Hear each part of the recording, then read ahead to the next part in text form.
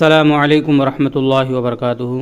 दोस्तों, उम्मीद करता हूँ आप खैरियत से होंगे। मैं हूँ मोहम्मद मकसूद कासमी और आप देख रहे हैं बागी मदीना यूट्यूब चैनल। दोस्तों, जैसा कि कल मैंने बतलाया था कि हमारे ज़िला लखीमपुर खीरी में एक सड़क का हादसा हो गया था जो बहुत ही ख़तरनाक था, जिसमें काफ़ी लोगों की मौतें हो गई और काफ़ी सारे लोग ज़ख्मी हो गए थे। उसके अंदर तेज़ रफ्तार ट्रक और एक प्राइवेट बस में ऐरा पुल के ऊपर आमने सामने से टक्कर हो गई थी।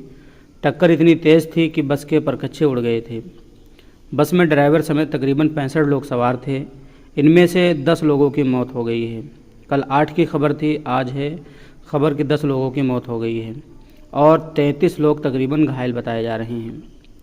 लखीमपुर के एडीएम संजय कुमार सिंह ने बताया कि जो बहुत ज़्यादा घायल हैं, गंभीर रूप से घायल हैं, उनको लखनऊ रेफ़र कर दिया गया था, जिनका वहाँ पर इलाज चल रहा है।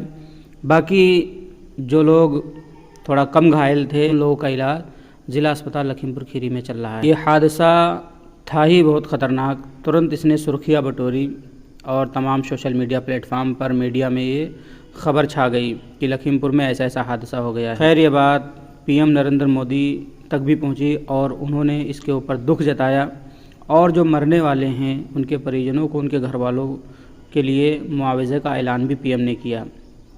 तो खबर के मुताबिक ये जानकारी मिल रही है कि प्रधानमंत्री नरेंद्र मोदी ने हर एक मरने वाले के परिजन को, उनके घर वालों को प्रधानमंत्री राष्ट्रीय राहत कोष से तकरीबन 2-2 लाख रुपए देने का मुआवजे का ऐलान किया है। यानी जितने लोगों की मौतें हुई हैं उनके घर वालों को 2-2 लाख रुपए मिलेंगे।